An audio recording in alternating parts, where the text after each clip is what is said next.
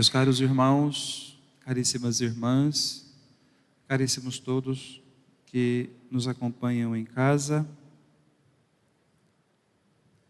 nossa liturgia herdou da liturgia judaica duas dimensões muito importantes: a anamnese e a doxologia, ou a memória, recordação e o louvor. Pela anamnese, o judeu relembra as ações salvíficas de Deus ao longo da história. E pela doxologia, louva a Deus por esta mesma ação salvífica. No Salmo 146, que nós cantamos na liturgia, a Sagrada Escritura abre o que chamamos de os Salmos do Halel, os Salmos do Louvor. Primeiro recordando as maravilhas da salvação de Deus e depois louvando a Deus por estas mesmas maravilhas. Nas três orações da missa desse 23º domingo do tempo comum, nós estamos fazendo exatamente isso, recordando e louvando. Na oração sobre as oferendas, vou rezar assim: ó Deus, fonte da paz e da verdadeira piedade. Deus é fonte. Deus é a fonte da vida, porque toda vida tem nele seu princípio, sua subsistência e seu fim.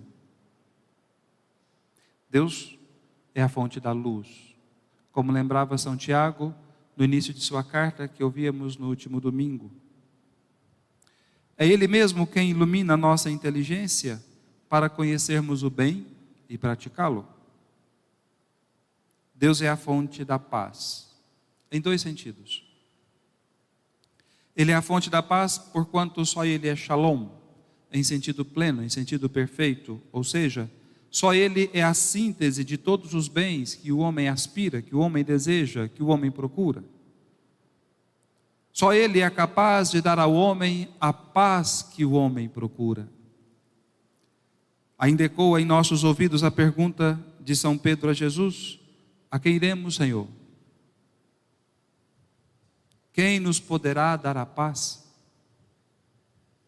Os sistemas econômicos? Os sistemas políticos? As alianças? Os poderes? Só Deus. Só Deus é a paz. Deus é, enfim, a fonte da vida imortal que supera a vida física. E desta vida imortal é sinal todos os milagres e curas que Jesus realiza. Ele criou o homem à sua imagem e segundo sua semelhança. Mesmo tendo feito o homem em um estado de felicidade, o homem o feriu e o ofendeu pelo pecado. Adão trocou seu Deus e Pai por um punhado de lentilhas. Não é assim que os homens fazem em todos os tempos? Ainda assim, Deus quis recuperar para a descendência a vida que Adão perdera. Já não era mais possível fazer o homem decaído aceder à vida para a qual Adão fora destinado, porque o homem decaiu, o homem pecou. Então Deus, o Pai, enviou o Verbo para que por meio de sua morte de cruz, Ele adotasse como filho todo homem que fizesse morrer na cruz de Jesus o seu pecado. Assim, por meio do seu Filho, Ele nos redimiu. Por meio do seu Filho, nos adotou como filhos e filhas, como rezávamos na oração inicial desta Santa Missa, estabelecendo de novo a paz que por Adão havíamos perdido. Depois de recordar tudo isso, nós pedimos nas orações. Primeiro recordamos, depois louvamos, depois pedimos. Concedei-nos a nós, os filhos da adoção, a verdadeira liberdade e a herança eterna, onde viveremos para sempre com Ele na bem-aventurança. Para alcançarmos esta herança eterna, é que nós acorremos à Eucaristia, para que por meio da Eucaristia se estreitem os laços de amizade entre Deus e nós. Quando entramos na igreja, nós ingressamos na grande procissão dos homens de todos os tempos e de todos os povos, que louvam o Senhor. Bendize, ó minha alma, ao Senhor. Bendirei ao Senhor toda a vida. Partimos ao encontro do Senhor que vem, como ouvíamos no profeta Isaías. Vede, é vosso Deus, é a vingança que vem, é a recompensa de Deus, é Ele que vem para vos salvar. Nós estranhamos que o profeta use a palavra vingança, mesmo naquele contexto em que o povo havia partido para o exílio. E nos parece estranho ainda hoje falarmos de vingança, da vingança do nosso Deus. Porém, se partirmos para buscar a fonte da verdadeira liberdade e da herança eterna, para que Ele mesmo nos nutra de sua palavra e de seu pão, então nós compreenderemos que a recompensa é a sua vida e que a vingança é a sua misericórdia. Como é que Deus se vinga de seus inimigos? Deus se vinga perdoando. Nós somos os inimigos de Deus porque pecamos. Como é que Ele se vinga de nós? Nos perdoando, exercendo conosco a misericórdia. A vida humana, irmãos, é sempre um convite para partir e ir decididamente ao encontro do Cristo que vem para salvar o homem, fazendo nele morrer o que em nós pertence ao velho Adão, e fazendo em nós reviver o que pertence a Cristo e a seu reino. Ao ouvir, Ele vem para nos salvar, vem-nos duas impressões. Quando eu meditava esse texto, me vinha duas impressões. A primeira é a salvação terrena, a mais óbvia. O povo que estava no exílio, longe de sua pátria, de sua religião, do seu templo, da sua lei, dos sacerdotes, dos profetas, ouviu o anúncio de salvação, que nesse contexto pode ser um poderoso lenitivo para pensar que Deus de alguma forma irromperá o cerco do exílio, quebrará os grilhões da escravidão e dará a liberdade terrena que eles tanto almejaram, que nós tanto almejamos. Porque desse modo nós podemos pensar também hoje. Podemos pensar que Deus, por exemplo, irá fulminar de uma hora para outra a pandemia. Hoje nós podemos pensar assim, podemos dormir hoje com pandemia e acordar amanhã sem. Ou que Ele irá colocar abaixo os sistemas econômicos ou os sistemas políticos aos quais nós somos contrários. Eu sou do A, não gosto do B, eu vou pedir que Deus acabe com o B. Eu sou do B, não gosto do A, vou pedir que Deus acabe com o A. Mas o outro é do C, que não gosta nem do A nem do B, vai pedir para que Deus acabe com o A e com o B. Está tudo errado. Está tudo errado.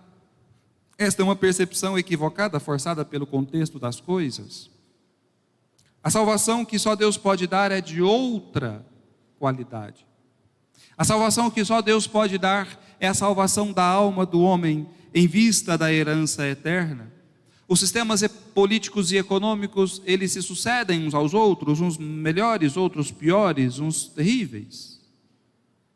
Enquanto o homem se torna lobo do próprio homem, enquanto o homem se torna algoz do seu próprio semelhante, Deus vem para salvar seu povo e Deus salva o homem de si mesmo.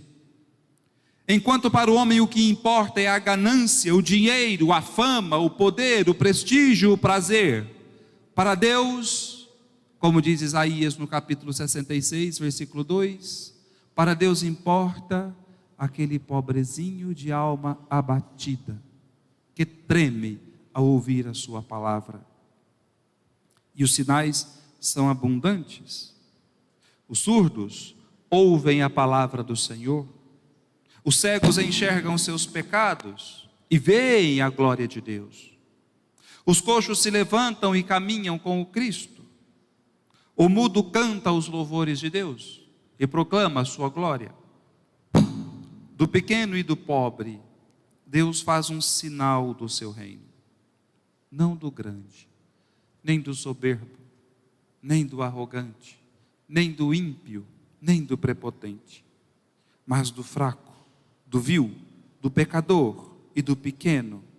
Ali Deus faz um sinal do seu reino, que irrompe na história como um rio de vida a percorrer o deserto, enchendo de vida as regiões áridas e desérticas da vida e do mundo. Por isso mesmo, o reino de Deus será sempre uma contradição face ao mundo do tempo presente.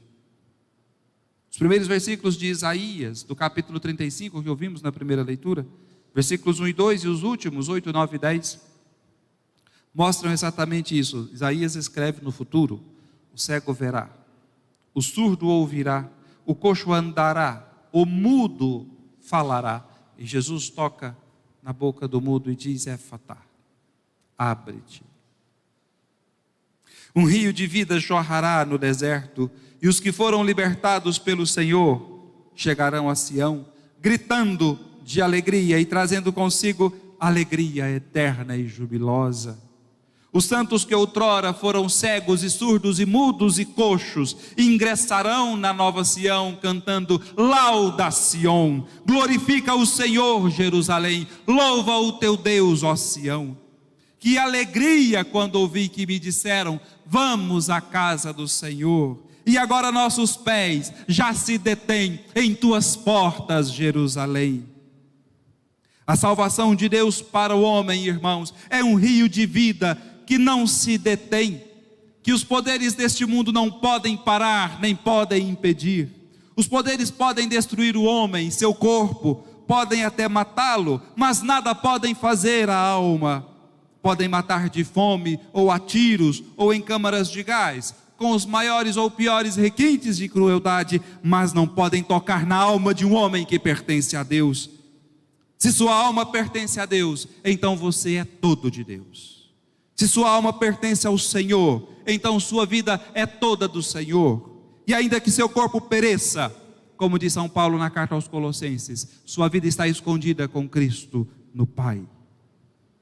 Esta é a missão de Jesus: contar para nós esta verdade, fazer o anúncio desse Evangelion, desta boa nova, desta boa notícia, desta boa nova de salvação e de esperança. E como nos dizia São Marcos no Evangelho, Ele tem feito bem todas as coisas.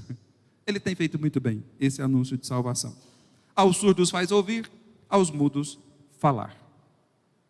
É por isso que somos a família dos cristãos. Por esse motivo que somos a família dos cristãos. Porque não há entre nós um que outrora não tenha sido cego, ou coxo, ou mudo, ou surdo na vida espiritual, e não tenha sido tocado pelo Senhor e não tenha sido curado. Quem de nós não foi tocado pelo Senhor e não ouviu de seus lábios: Éfatá, abre-te? Não para que nós nos fechemos em um clubinho de perfeitos, apontando os erros dos imperfeitos, ou para que nós façamos distinção e acepção e separação de pessoas, mas para que sejamos a família de Deus, o Pai, que acolhe e perdoa, porque fomos amados, porque fomos acolhidos e porque fomos perdoados. Nesta família, lembrava São Tiago na segunda leitura, não pode haver acepção de pessoas. Se isto acontece em algum lugar, então ali já não existe uma comunidade verdadeiramente cristã. Eu termino com as palavras de Dom Henrique Soares da Costa. Que estas palavras calem fundo no nosso coração. E que esta Eucaristia cure a nossa surdez, desate a nossa língua e converta o nosso coração para o Cristo. Amém.